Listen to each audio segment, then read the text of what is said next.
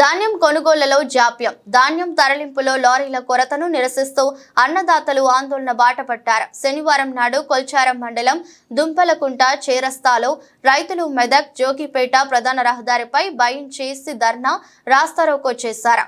ఘటనా స్థలికి స్థానిక ఎస్ఐ మహమ్మద్ గౌస్ చేరుకుని రైతులకు నచ్చజెప్పడంతో రైతులు ఆందోళన విరమించారు.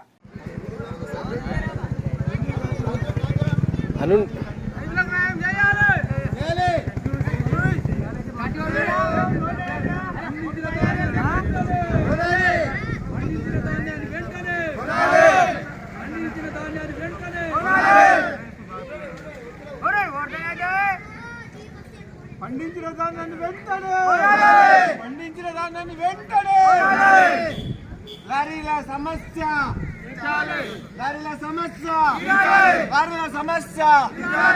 ఎమ్మడే లారీల సమస్య